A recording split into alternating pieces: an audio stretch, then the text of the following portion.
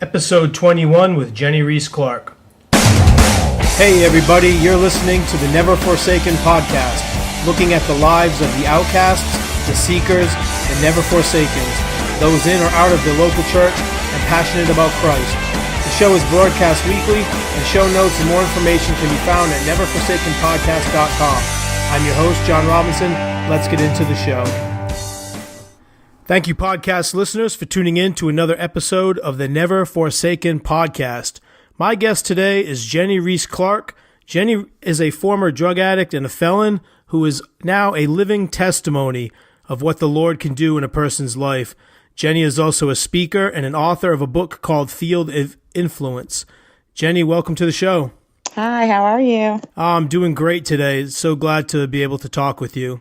It's my pleasure, my pleasure. So Jenny, I read a little bit about your story and your testimony on Facebook, and that's why I wanted to reach out to you, because I think that you have a testimony that's very powerful and that could definitely either help a lot of people, minister to a lot of people, and whether somebody is dealing with drug addiction in their own life, chances are that most people know somebody or have somebody in their family that's dealing with it.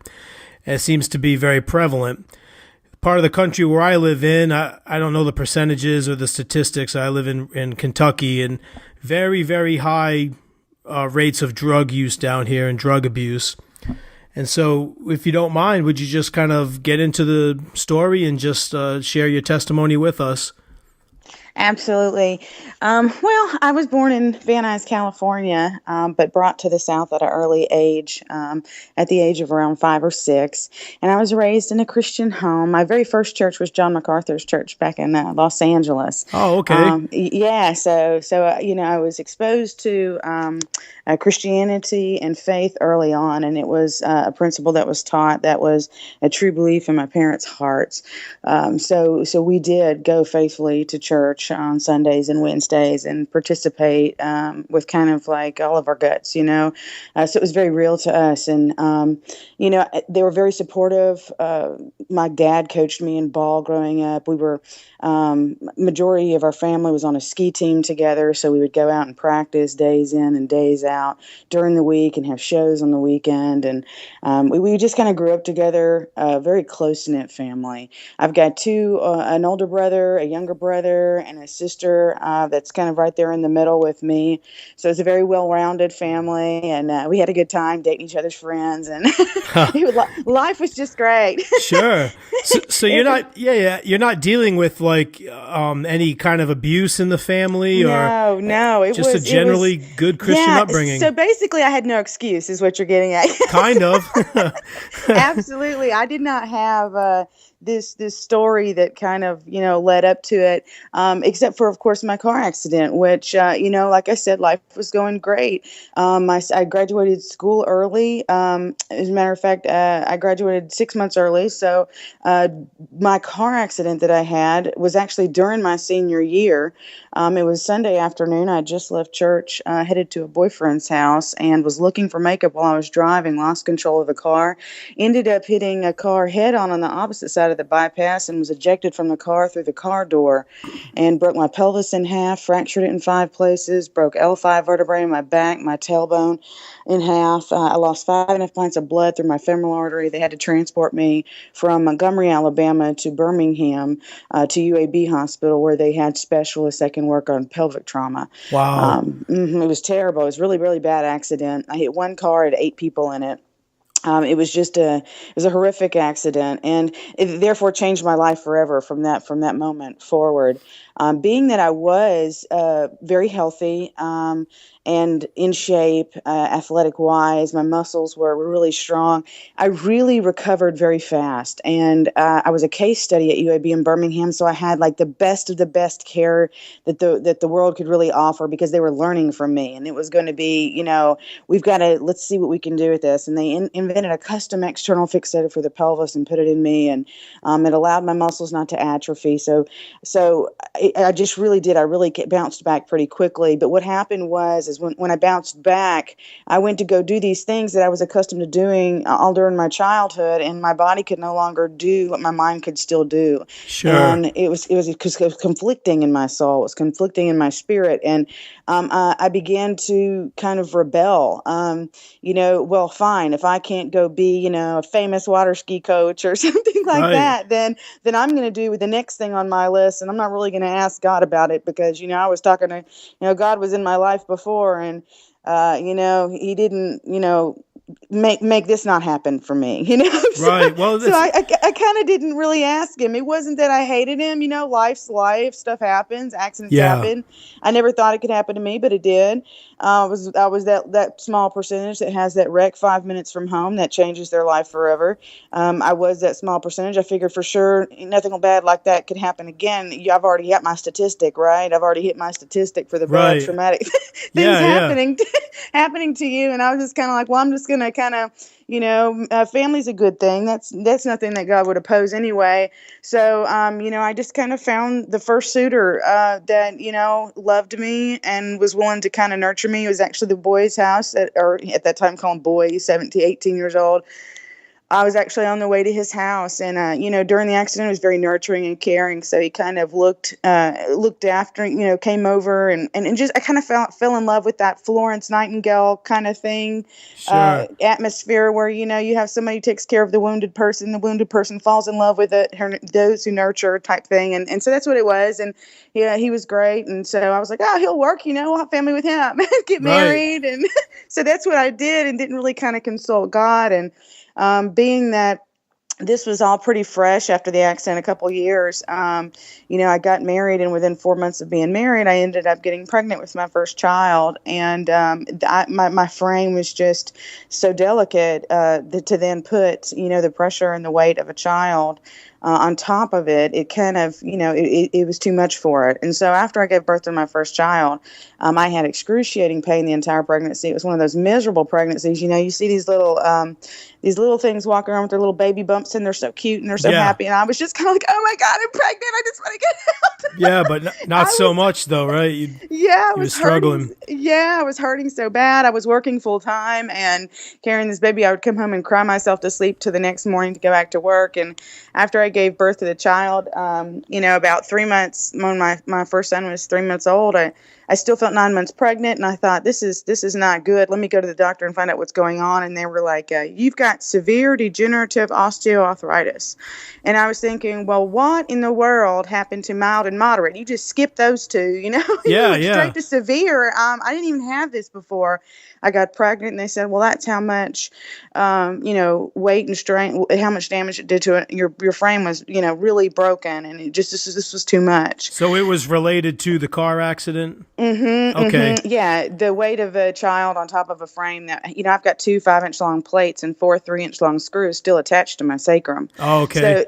So it's still, it's still not up to, those are still in there today. So, it's kind of, a major surgery to have removed. And it's not something that they will remove now. So it's still delicate.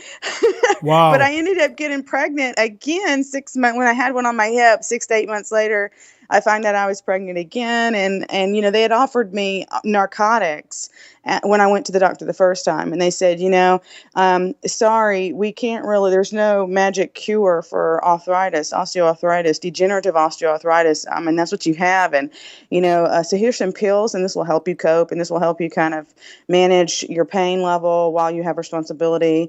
And so I began to take them, and I needed them. I absolutely needed them. And when I took them again, I didn't even know what addiction was. Really, I knew about drugs, obviously.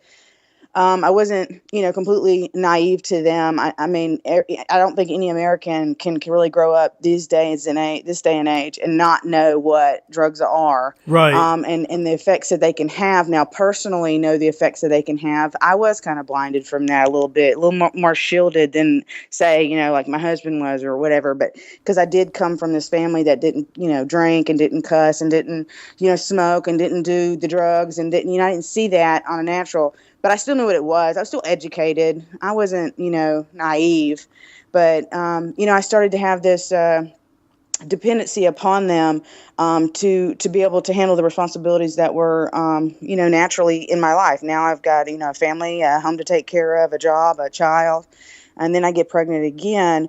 And I was already on them, and it was just terrible. The second pregnancy was just as bad as the first as far as pain. But when I went to go, when I delivered this child, I went back and they did MRIs, and they gave me this list of things that were wrong with me.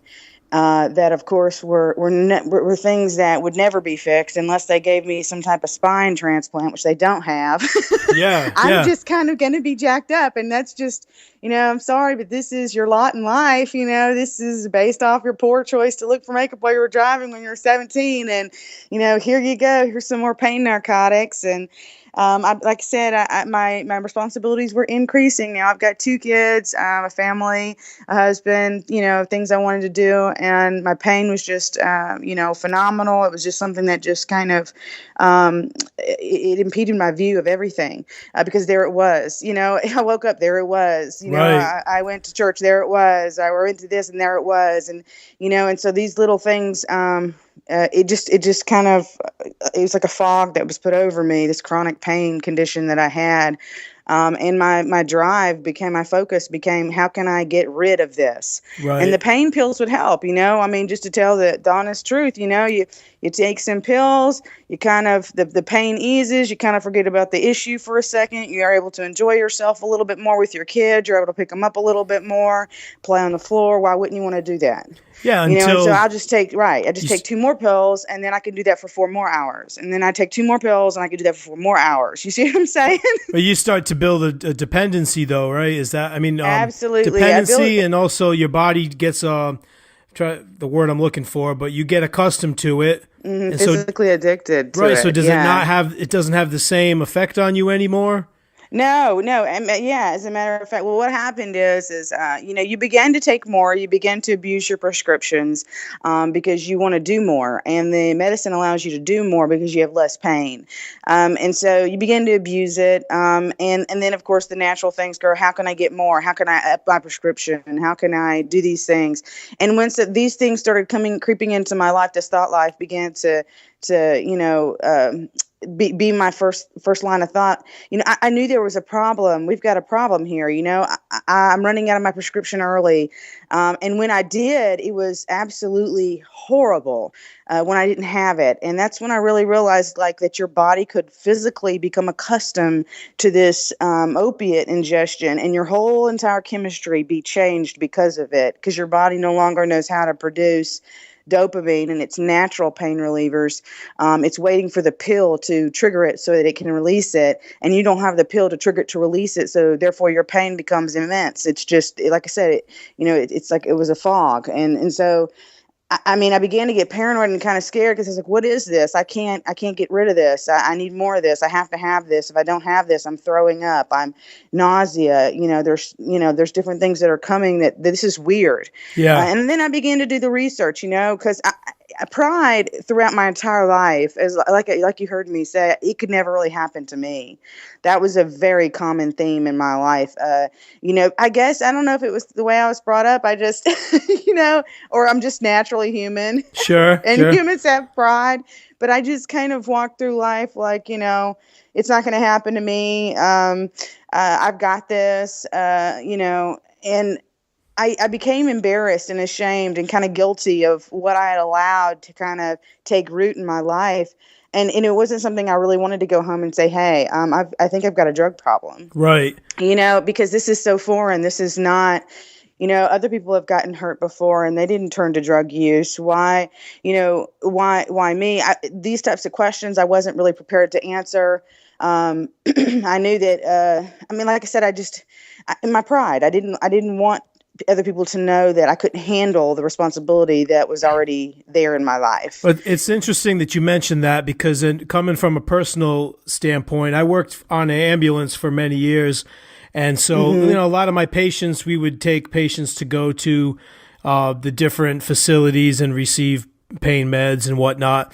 And so in conversations that I had with people, I started to almost not believe them. Like, first of all, going back to what you said about education, I would think to myself, how on earth, like with knowing all this that we know about drugs and what they can do, like, first of all, I would say, how did you even, go down that road?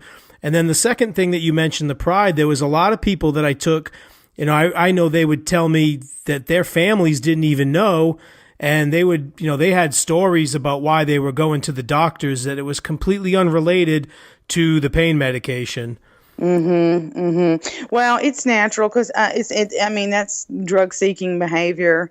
You're trying to satisfy this unquenchable thirst that you have for this opiate, this pain medicine.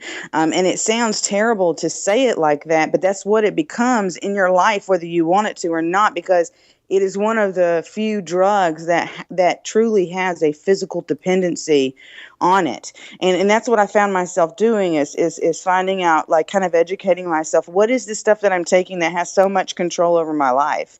And I began to realize you kind of like the chemistry of the drug and how it really affected the body. And so I don't know what I was thinking, because I started to realize that there were other street drugs that weren't FDA-approved pharmaceuticals that also offered pain relief but didn't have this physical dependency, such as like cocaine and methamphetamines. They have numbing agents in them, so they really will numb things that are going on. But you don't have a physical dependency. Your body's chemistry is not going to change or be altered because you've ingested that over a prolonged period of time. And at that time, again, like I said, pride was my biggest thing. I was like, oh, I can just say no because I know drugs are bad. Right, right. I know you shouldn't take them on but if I'm just going to take a little bit of this and ingest this and then decrease my opiate intake, I can wean myself off of the thing that's physically, causes physical dependency, and then just kind of have this other in my life. And I can just say no to that when it comes time. Like, how arrogant is that? Yeah. What makes me think that I am anybody special, that if all these hundreds of thousands of people before me could not just say no, what made me think I could? But I did. I thought I could. And the Lord, of course, being never moving from where he was, allowing all this to transpire in my life, because, of course, he had a large purpose and end goal for all this as it was occurring, but he allowed it to transpire, and now I'm just sitting there. Now I'm addicted. I did get to decrease some of my opiate intake, but only by a few. Okay, so now it's not 20, and now it's 15, or now it's 16, now it's 12. I did decrease it, but now I'm just addicted now to this new street narcotic, which has a grip on you mind-wise. Each drug, I always say, has a personality of its own as far as what characteristics it gives when you're addicted to it. I'm not proud of it, but unfortunately, there's not really a drug out there that I haven't used on a continual basis to where I know the addiction and its personality. Mm-hmm. There's only like one or two that I wasn't fond of using. Because because what happened is I ended up, of course, anybody who uses drugs for a period of time like that, you're going to lose everything because your judgment is off. Your compassion is no more, because your compassion is for yourself. Your eyes are fixed on, making sure that yourself's needs are taken care of. And so in the course of my drug use and experimentation and trying to eradicate my life of this chronic pain that was just, constantly on me, I ended up losing every relationship that I had that was important to me. I ended up getting a divorce in 2005.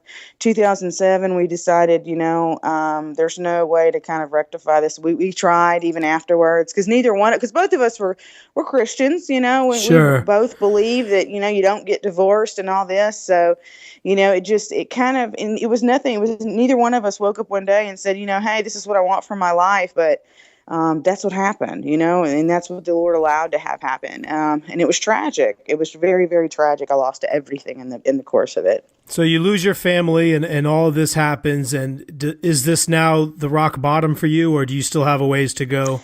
Oh, Lord, I wish it was my rock bottom. I wish I could have lost just a few things and it be the things that turned my life around, but it wasn't. I think I had so much pride that the Lord stepped in and, he tried to gently get me to sit down and trust him and focus on him and allow his will to be the will for my life. But I was still wanting to be in control of everything that was happening. And so I think what he did was he gently cut my feet off and then he worked his way up to my the knees. And then when I still would not bow down, he Yeah. cut the knees off. And, finally, I got to the point in life where I'm laying there. I'm half dead I'm actually, the last time I nearly died, I was on a ventilator in ICU in a coma. Wow. Right after I ended up doing what, of course, is what I'm known for, as far as testimony wise. I ended up I got in the course of hanging out with the wrong people and learned tricks of the trade because it's a very expensive habit. Drug use is not cheap. Right. I was kind of one of those entrepreneurial types where, it was like, that's really expensive that way. And that you risk a lot of crime that way. Let me just do it this way. And this way I'm more hidden because, of course, that pride was still there. I'm able to create, which gave me the sense of control that I'd lost in my life. I could feed my habit, which was what the basis for all of it began. What was is because I had a habit now that I was physically addicted and I had pain and I needed to cover it up. I ended up blowing my sister's house up manufacturing methamphetamines. Wow. Yes, and that's what not everybody can say that about. No, and it's not anything by any means that I am proud of. It is a part of my life that was of an ultimate low for me. Sure. It was the worst betrayal that you could ever extend because after like I said, I'd lost all these relationships, and after we realized that I wasn't going to be able to reconcile with my ex-husband, I began again on this path of fine. I've lost everything. No one really cares anyway. I need to cover up this pain. It's too much for me to bear. The burden became more emotional and spiritual than physical. And you just add all three of those together and it's a recipe for disaster. And it was for me. And I found myself with my very first felony offenses in 2008. And that was a possession of cocaine, a possession of ecstasy, and a concealed weapons charge. Wow. Yes. And, I found mercy in the judge's eyes only because I was raised from in an environment that didn't, have any of this around. And that did, he did see, he's like, well, maybe she just got, a hold of the bad thing. She got an accident. It kind of messed her up. Let's send her give her some rehab and let's see if this helps. And I did. I was able to get a very minimal sentence for that. And he let me out and I did well for only 6 months, of course. And because I was still arrogant and still didn't really want to admit that there was problems deeper rooted than just my pain, that it was because of my poor choices and now my grief, my immense grief in my life that I could not cope with reality the way it was. And instead of being honest and going to, say a biblical counselor or, just kind of opening up and just being humble, I just kept on trucking. I got this. No, I'm doing great. You think you could beat it yourself? Yeah, I got this. Right. Those famous last words before somebody dies. Yeah. I got this. I got this. And that was me. And I kept clinging to that pride until it nearly killed me again. And so you start using again? Yeah, it's 6 months later. I became lonely. I ended up renting one of my brother's homes out. It was a rental, and he allowed me to stay there. And I was there by myself. He was there with me part of the time. It was before he was married, so he kind of was doing that bachelor thing. Yeah. And so he was there sometimes and he wasn't, and he was just having a good time. And I wanted to have so bad that good of a time, but I just had these pains in my life. And when he wasn't there, it was very empty for me, very lonely for me. And you can't put those kinds of, that's an internal thing. That's not an external thing. So it doesn't matter how great you're going to make the circumstance around you. It's an internal issue and an internal problem that was failing to address. And so until I addressed it, it was not going to get better. And I ended up using again. And because of that dirty urine from using, they sent me to my very first like intensive inpatient long rehab. I went to Life Tech Transitional Center, which is a state sanctioned facility, for about 8 months, 8.5 months. I was there, 9 months. And they had kept me in jail about 3 months before. So that was my first year-long incarceration. Wow. And I learned, everything there was to learn about drug dependency, about your coping skills, your triggers, your mechanisms, the positive self-talk, play the tape forward, these different little things. And then different churches would come in at night and they would allow them to come and encourage us spiritually. And I mean, there were so many denominations, and it just, we were doomed for syncretism, and there was just so much information. But I tell you what, when I left there, because they had like different stages, you have intensive inpatient and you have like a moderate type thing, but I'm talking like 8 hours of counseling every single day. And then the third phase is like an educational phase where you still have counseling in the evenings. I mean, it was like really like if you couldn't get it after you went through that, you just weren't going to get it type thing. And I was so excited when I left there. I had already burned so many bridges along the way because my brother was like, I opened up my house to you and you used drugs in it. I told you that was the one rule, not to use drugs in my house, and I did. And so he had, he kind of had this thing against me, and I'd burned bridges along the way like all drug addicts do. And my sister was so faithful. She was one of, the only people still really willing to kind of reach out and work with me, because my parents were kind of like, why don't you just ask for help type thing. And, I just, like I said, burned bridges. And she was very faithful. She had brought my kids up to see me when they would allow for a visitation, which was only a couple of times out of the rehab. But, she was there. She would send my hygiene boxes. And when it came time for me to leave, she was that one person that was like, if we can just offer her a loving, caring environment, then then this is going to help her stay clean, which is helpful for a new addict. They need a place that's a sanctuary. They need a place of peace. They do need a place where it is going to be, God-centered, and where they can feel confident and stable. And so she was going to offer this to me, and I was so grateful, and I was so stoked, because I was like, I've got every tool in my toolbox that the world has to offer. I'm ready to go. I'm going to rock sobriety, and I'm going to do this. And, I got there and everything was fine. The first week I went out and bought a car. The second week I enrolled back at Auburn University of Montgomery. The third week I started going to AA, because that's, what they tell you need to do in any kind of rehab is get a support system. And so I did. And then the fourth week I got peer support. I went with a friend who's also trying to stay sober, who I'd met in jail and had been sober for a few months. So now you've got two people who are trying to, and that should be your support. And the fifth week we went, nobody showed up to AA to host the meeting, but us. And so you've got two freshly sober people, at an AA meeting with our druggie friends that we both know around the corner. And, we were looking so good, or we thought we did. There's that pride again. Yeah. I'm sober. I've got my life together. I've been incarcerated for a whole year. Let me go say hi to my friends and show them that I'm doing well and that I'm not dead and I'm good, Yep. And that's kind of pretty much all she wrote, We left that day without drugs, only to find ourselves circling the corner to go back and get some.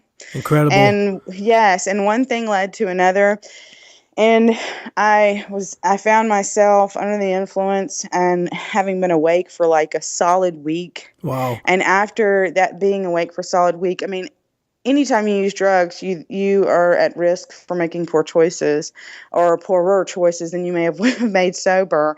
And you add on a week-long awakening, and that just makes you absolutely paranoid and hallucinating type thing. And people have often asked me, how in the world did you, if you were living at your sister's home, manage to hide that kind of behavior? Well, what I did was I would try to come in after she was already settling down, because she had an 18-month-old. My niece was in the house. She would put her down around 8:30. I'd say I'd have a meeting, at 8 or something like that. And I'd get her till 9 something. She'd be in bed. And if I did sit with them, it was for a very brief time, to where I would, 10 or 15 minutes, just so they saw me. I'd go in the room, and then when she, would go to sleep, I'd leave, type thing. And she really wouldn't know a whole lot about what was going on. And, drug addicts, we're absolutely, great at manipulating people and, hiding things. And so I did, and it happened so fast because I wasn't using before. And, I found myself, in a really bad way, and one thing led to another, and I ended up manufacturing in my sister's home, and or actually outside the home. And then, due to an accident, a fluke, it was probably God, Yeah. allowing this to take place, allowed something to happen that was just not normal to the normal progression of things. And, I accidentally blew her house up. Wow. Yeah. And in the process, ended up killing one of her pets. I was Oh, inside man. I was inside the home when it happened. And it was a horrible experience that, of course, I'll never forget. And it was just so hot, and I left and I fled because I was a coward. All that pride I had was all superficial. It wasn't pride and confidence. It was self on the throne, and all of a sudden I could see time slow down, and I could see that I was responsible for everything that was happening in that house, and that I had just personally broken dreams and shredded hopes, and I just ripped my sister's life apart. Wow. The one that was, reaching out to me and caring for me, and it was like the ultimate betrayal. And I couldn't handle that. Of course, in my mind, I was a coward, and I ran. And within 24 hours, I found myself, after nearly dying, then when it blowing up with it in my hand. Within 24 hours, I found myself on a ventilator in ICU at a local hospital. I was admitted as a Jane Doe, and I was in a coma. So, what had happened to you? Excuse me. What had happened to you physically that caused you to be in a coma? I overdosed on a drug called GHB. It wasn't an intentional overdose, although, some people would say, oh, dang, you should just kill yourself. Yeah. You've got a circumstance that is absolutely no way out of this. You've lost everything. But that really wasn't the case. I couldn't even say that, I felt so bad I wanted to take my own life. It wasn't that. I went out to get high again because I didn't want to feel what was happening. I didn't want to be coherent. I didn't want to be conscious. I wanted to be okay. I ended up accidentally overdosing on a drug, and it wasn't intentional. Like I said, I can't say that I wanted to take my life. It was a complete accident. And I found myself, like I said, I woke up on a ventilator in ICU. They found me 3 doors down from our fire department, unconscious, and brought me to the hospital. And I remember my mind waking up before my body did. And it seems like this constant pattern in my life that my mind is still able to do things that my body can no longer do. And my need to accept the circumstances as they are. And then, of course, that's you can try to explain that to somebody. There's actually a book out about a guy who was in a coma, whose mind was conscious for years and his body wasn't.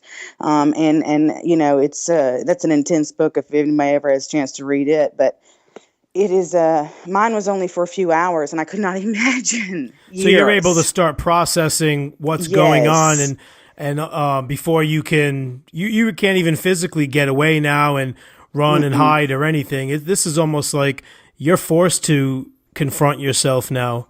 Absolutely. I was forced to confront myself. And, it started with my mom coming over and saying, Jenny, if you can hear me, squeeze my hand. And, I'd squeeze her hand, and she said, still no response.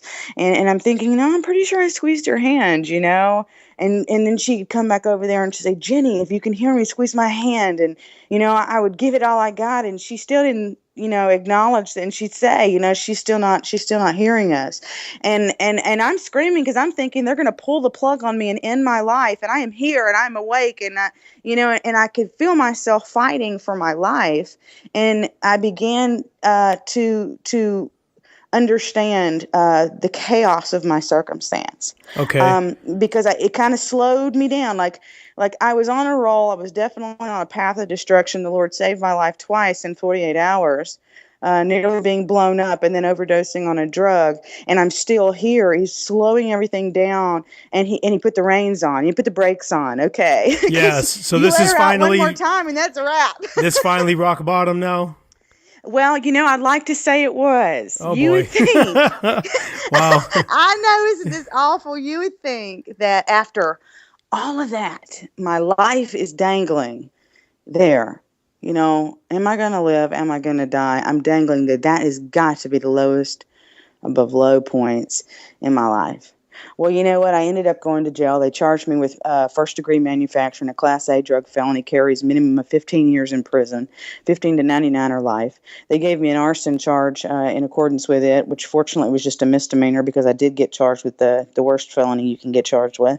And I'm sitting there and I'm in jail. They end up I sit there long enough for them to reduce my bond to where because I had just a little bit of money put back that I could find somebody to sign for me, and they lowered it enough for me to be able to do that. And they had stipulations on my bond. The reason why they lowered it is because they put me in a halfway house where I could be monitored, where I'd have rules where I couldn't leave, kind of like a house arrest type thing. I had random drug testing, this type of thing, and I went there, and do you know that I used drugs 2 more times Wow. after that? Yeah. And you would think that after all of that, and I left there, I was sober for like 45 days, something like that, before they allowed my bond to be reduced enough where I could afford it and a place to go to. I had been sober long enough. I had this great plan again because, Jenny knows best. And I had this great plan that I was going to enroll back in school, and I was going to do this and I was going to do that as soon as I got out. And you know what? I got out into that halfway house. I actually helped them get prepared, get another halfway house going, helped them move stuff. I was gung-ho again.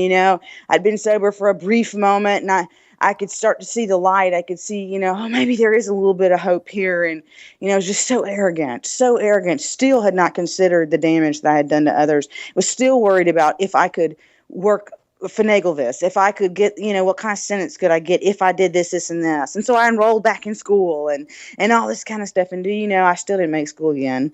I think it was August 10th, I was arrested because my bond, my halfway house manager came off my bond for a second dirty urine. And this time when I went in, I was like, you know what? I am done. I am done. Yeah, finally, right? Yeah. You talk about somebody having to learn a lesson the hard way. I was one of those people that you take a bat with it or a 2x4 and you knock them upside the head and you're like, it doesn't even do anything. Let's hit her again. Wow. So it was painful. But I got to I remember going back in, and because of the way the system works, the penal system works, and how the bonds work and all this stuff, and this was the same offense as I was going back in on. My bond was very minimal, and I had the money on me to just needed someone to come and sign me out and everything, and I could get out and not even have to be bonded to the halfway house this time. But I was like, oh my God, how pathetic am I? I couldn't even do it. I've already, it was just, I was so disgusted with myself. I was tired. You've heard the infamous words, I'm sick and tired of being sick and tired. And that's right. kind of what it boiled down to for me. Obviously my greatest thinking wound me right back in jail. So apparently I don't have the answers. And, it was to that point where I was finally, kind of looking for anything to help me stay above water. I was dying in my soul, and I knew it, and I knew that God could fix it for me, but I knew what it required. I knew that it required a great sacrifice on my behalf. Even though he made this great sacrifice on the cross, I was going to, and I'd already accepted that in my life.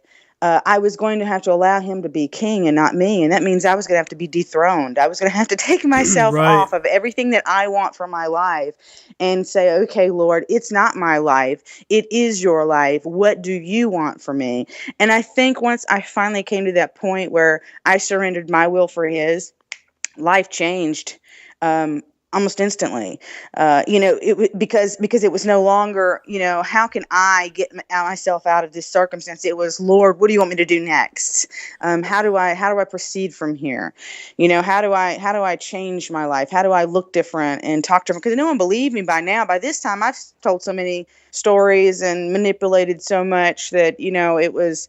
Yeah, here's Jenny again manipulating us and telling us stories, and That's right. That's right. And I can see where people wouldn't trust you. Absolutely. And it wasn't that I intentionally set out to tell anybody lies or anything. It was that I was trying to conceal my sin. I didn't want you to know to the depth of the bad and the ugly and the nasty I was. I didn't want you to see that, because we did grow up in a completely different environment. This was not acceptable behavior. This was not what I was taught.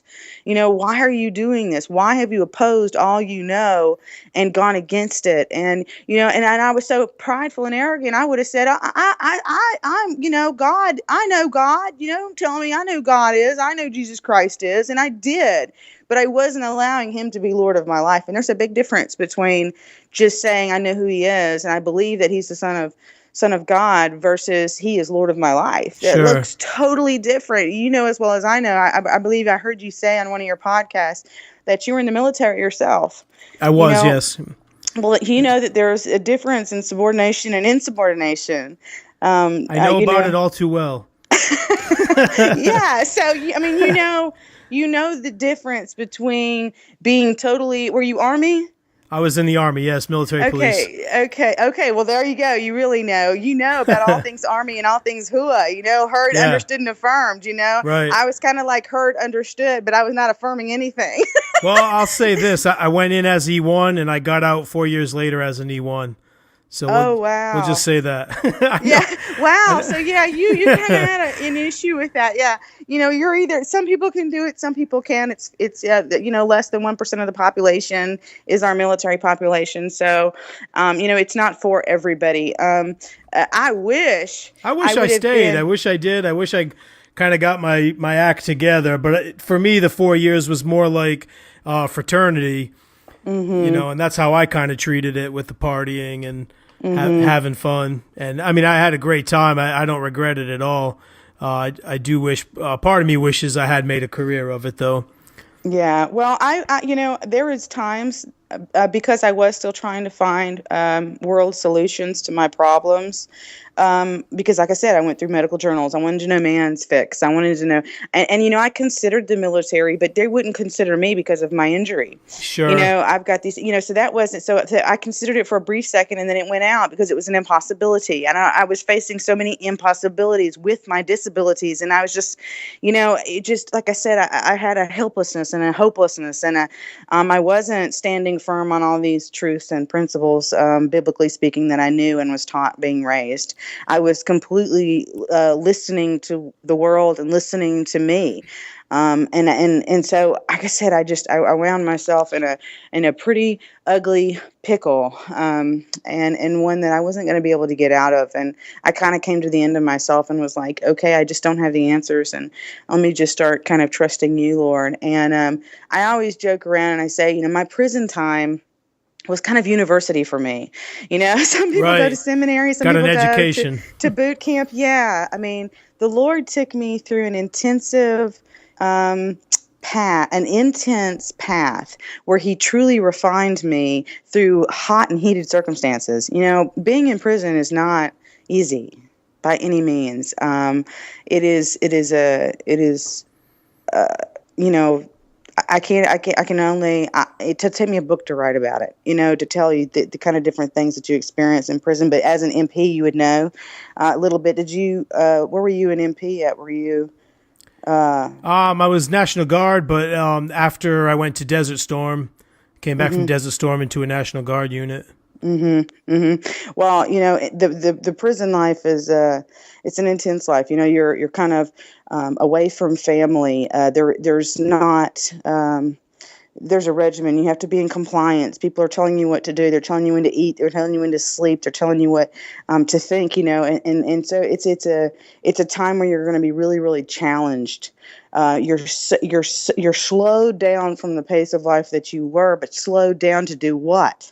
just think, and some of us Yeah. have avoided that gut work that it really requires for you to transform your life. And so the Lord knew I wouldn't do it on my own. So he allowed all this to transpire so he could get me to that point where he could really work in my soul. And I began to study scripture and apply it to my life. And he would teach me through the neatest ways. And, my life just radically changed. And praise the Lord, I ended up making a program and getting out a little bit early. And the life, obviously you've seen through social media and through what has happened that, this is a real change. This is a real thing. This transformation that has occurred in my life, I saw that you just received a full pardon as well. I did. Praise Jesus. That's pretty cool, huh? What kind of awesome Christmas present is that? Right. I was saying, I'm going to share a little bit more. I'm working on a blog post now of all the different things that have happened in my Jesus year, my 33rd year, which I'm 34 now. But this whole entire year, just the amount of things that has happened, it's just, if you were to tell me 5 years ago, 6 years ago, hey, you are going to be an author and you are going to be a public speaker and you are going to go and give courage and hope to those who feel hopeless. And you're going to be married to someone who also has that same passion. And you're going to work with soldiers and you're going to help those who have fought wars just like you have. And you're going to help them over. I'm like, yeah, right. It's not going to happen. I would have just, no, I would never. This has all only been in the last year? The last year, all the different things that have happened, of course, has been, I became a published author. Not only that, I became the publisher for my book. So I am my own publishing house. I pulled a business license. I got married. I became, like Fort Leavenworth's very first faith-based approach to substance abuse speaker that they ever got credit for. And now I've received a full pardon. All this has happened in 1 year. So all the good stuff has happened in the last year. Yeah, it's my Jesus year. And that's great. Where it kind of comes to that point where you're like, okay, this is the Lord. Wow, I finally surrender my will for his, and look at his will for my life. Look at his will for my life versus what I had imagined. I just wanted to have a little family and live happily ever after, and he was like, so much more. I don't want you just to have a family and live happily ever after. I want you to help other people have families and live happily ever after. And, that's just huge that he would choose someone like me who is so undeserving, who was so self-absorbed and was so prideful and arrogant.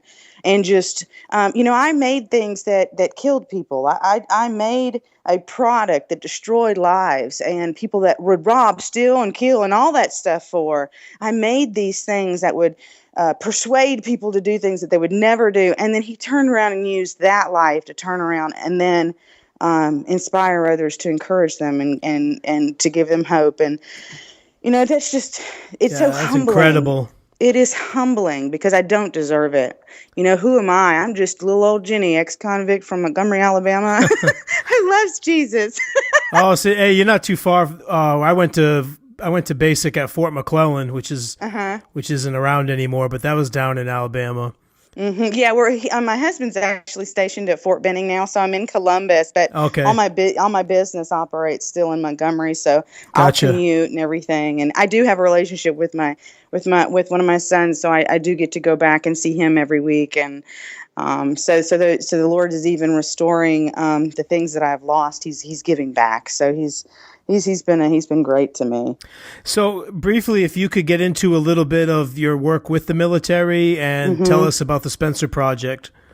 All right. Well, the Spencer Project kind of was born in the process of how I met my husband. And it's an interesting story. In the beginning of the year, I had already started doing ministry kind of full time, kind of using my own funds to fund it. I would just go speak wherever I was asked, paid or not. I would spend all my time writing. In order to get a book marketable, you have to have editing and you have to have someone design the cover and and these things cost money. And, while I had help from my uncle in Seattle as far as a little bit of direction on marketing and kind of like those things, he wasn't here with me, and so I had to learn a whole lot. And I was running out of funds to do this project, and I said, Lord, what am I going to do? I know you've called me to write this book to kind of reach out and help other people who've been through traumatic experiences and have developed like a PTSD from it. And then used substance to cope. I know you've given me this story and this vision that you want me to reach others with, but I can't do it if I don't have the money to finish it, or to what do you want me to do? And so I fasted in January, and at the end of that fast, I came to the conclusion that I was just going to work until the money ran out. And when the money ran out, then I'd go get a job. And praise God, the money just never really ran out all the way. It kind of, it got down to like the less than hundreds. And I was, what am I going to do about the bill? So, but he never did run out all the way. And at the end of that, I kind of came up with this conclusion that if I had Field of Influence, this book about the Marine, how would I get it to the soldiers and the Marines and those people that I've written it for, in order to best influence them and give them a message of hope? How would I get that? And of course, in the military, chaplains are the one who offer spiritual aid and support and religious support. But I didn't know anybody in the military. I've never been in the military.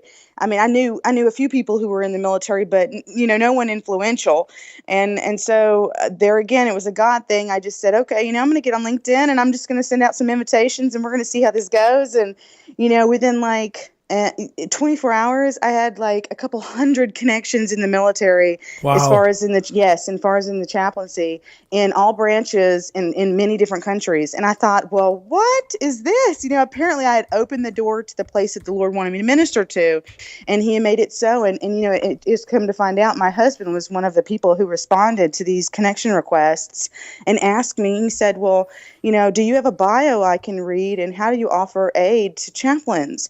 And I told him, I said, look, here's my bio, here's my website, but basically I just want to compose a list of people I want to give my work to, give this literature to, because I think it's going to help you help others overcome some of the traumatic injury issues that they are having. It's a written first person, so you can really get inside of the mind of the person who is suffering, and those who've never experienced it personally can have a heads up as far as where their thinking goes awry. And I said, basically, I just want to help you minister to them through this book, and I want to just give it to you. And so that's kind of how the Spencer Project was born. He read my bio, he read my stuff, and he was like, he was actually at Fort Leavenworth's prisons. He was a chaplain to the MPs there. Oh, wow. So we always joke that he came from prison too. We both came from prison, just different sides of the fence. Right. So he was there ministering to the MPs and to those who were incarcerated. And he said, you need to come on out. And when he told me that, I'm thinking, did he just ask me to come to a military base to go and present my case of a faith-based approach to substance abuse to these people? I really need my book. And at this time, I was trying to do the traditional publishing route where you go and find an agent, and the agent then turns around and submits to a publishing house. And I had just started that process, which is, can take years for people to find someone to represent them. And he's offering me to come to a place where it'd be a perfect opportunity for me to get this into the hands of the people who can really benefit from it. And so I began to pray, and the Lord, it's a blur of events. From January to June was a blur of events, but I pulled my publishing license in March, and I ended up releasing in 5 formats by June 1st. And I don't know how it happened. It just did. The money was not there, and then it was there. That's crazy. Through generous people. And, I had to do lots of research because I didn't know any publishers, didn't know what the heck I was doing. You're telling me I need to get an ISBN number and a copyright for what? So, I wasn't, I had all my basics in college. I didn't have anything past my basics. And, it was just, that's all Jesus Christ right there. On my website, I say, offer proof and share the truth. And what I mean by that is offer proof of a changed life. And through it, you share the truth that there is a God. And this is exactly what happened with this. I mean, who can do that? Like I said, who am I? I'm nobody special. I don't know what the heck I'm doing. But the Lord wanted it to be, and so he helped it transpire. I ended up meeting my husband in Fort Leavenworth, and, one thing led to another. He got stationed at Fort Benning, which is only an hour and a half from Montgomery, and by August we were married. Wow. Yeah, and That's so incredible. so now I kind of work with the soldiers when I have the opportunity. Being a chaplain's wife is a ministry of itself. Supporting anybody who is in leadership and ministry is as a family unit. It's definitely a family job, but in different ways. But like I'm going to speak for the ASAP here, which is, the Army Substance Abuse Program here. I'm going to be speaking at Fort Rucker for a prayer breakfast, and kind of just basically, like I said, encouraging these soldiers. Resiliency is a big thing in the military. How good is your bounce back? Well, my bounce back's been pretty great, but it's not because of me. It's because of this. And, Right. I'm kind of offering that faith-based approach again. So, because like I said, I had everything that the world had to offer. None of that did anything for me. And I feel like if you truly are going to give a well-rounded education on recovery, you need to give it a true well-rounded one. And while faith is a touchy subject in America today, you still need to offer that, even if you are atheist or even if you are whatever, because for me, nothing else worked. You see what I'm saying? So you would be actually withholding very valuable information to someone. So through this work with the Spencer Project and your book, you've seen a lot of positive things take place? Oh, absolutely. I hear from soldiers and I'm one of those people, I've never really been into money a whole lot, even though I have an entrepreneurial mind. Money is just not anything that's been, I gave my book away so much. If I hear a soldier suffering, oh, let me give you a book. It's just my heart is set on the ministry aspect of it and making sure that the spirit is well and the soul is well, that I kind of overlook some of those things that are necessary. You have to have finances. Yeah. But I have the Spencer Project. If you look up who John Spencer is, you can actually find it underneath the Spencer Project link under my website. But John Spencer is a soldier who, was over there and had an RPG go off right beside his head in the truck that he was in, and he was under fire. And he has written about some of his experiences. When I was up at the one of the prisons, I was doing a meet and greet for the MPs, and when I ran across him, he was kind of standoffish at first, and he admits to kind of throwing up every defense he could against me because, oh my gosh, here comes the chaplain and some religious person. Yeah. And so he kind of was very pushed off about me. But, I'm one of those keep it real kind of people. I've been there, done that. I don't really have time for the frill and the fake stuff. This is very, very real to me. And everything I do is because I totally believe it with everything I've got. And I kind of approached him on the same level playing field where, hey, I've been wounded too, and in different ways. We both fought the same evil. We both, kind of had, harmful things inflicted upon us, and we put ourselves in harm's way, and I can kind of really relate to that. And he pulls out this poem from his pocket that he carries around with him that talks about, and you can read this in my blog because I've blogged about it, and I put some of his work up there. He wrote about "'Twas the Night Before Christmas," his version, and it was about a war scene, and you read it and you're like, wow, that's powerful, and then he says, yeah, and I wrote this last Christmas, and then he pulls out another poem from the other pocket or down below the desk he was with. I don't even remember exactly where he pulled it from, but it was in arm's reach, put it that way, that he was carrying around these emotions with him at arm's reach. And he pulls out this other poem and he reads it, or he gives it to me to read, and it was talking about the gear that he still carried inside of him, because one of his duties was to go pick up the gear and the people after the aftermath when he was deployed. Oh, wow. And so he talks about it. And if you don't know what PTS is, you read that first poem about the traumatic injury, and then you read that poem years later where there was no coping with it, or no settling of the soul on that subject matter.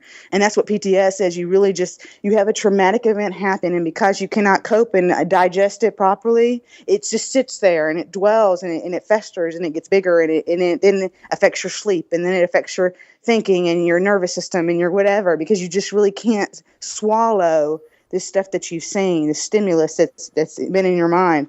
And so I just it broke my heart. It broke my heart, and And I named my ministry the Spencer Project because I basically wrote my book for soldiers like that. I wrote my book for people suffering like that have not come to that point where they've come to grips with the reality that is in their life and what they've seen. And, because I've been through a lot myself. I've seen a whole lot. We skim over the surface. We have, an hour to talk about my entire life. But there's a lot of things that I leave out that are very, very painful.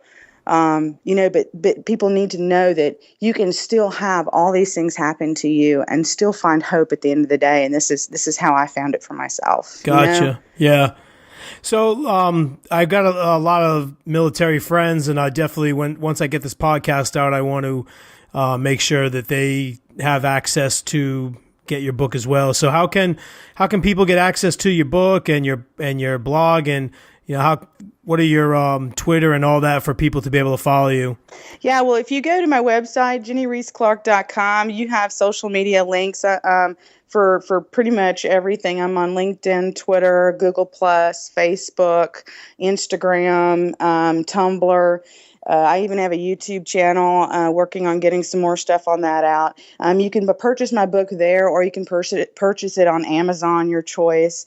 I always tell people, if you purchase it from my website, I don't mind autographing them, because it actually comes through me since I'm the publisher. Okay. And kept those rights. That was a big deal to me, to be able to do with my material what I wanted to do with it myself for ministry's sake. So that's one thing that was very important to me. So, people are welcome to do it that way. I do go and speak at various places, so if you catch me there, and like I said, if you are a chaplain in the military or know a VA hospital chaplain, I do offer this the free ebook version of Field of Influence to all military personnel that way. That's great. Well, Jenny, I'll put all that information up on my website and on all the links when I get the podcast up. And I just think what you're doing is tremendous. Your testimony is very, very powerful, and just going to hope that this will reach a lot of people. Well, thank you very much. To God be the glory for everything. Amen. Amen. All right. Thanks for coming on the show, Jenny. I appreciate it. Absolutely. Bye now. All right. Take care.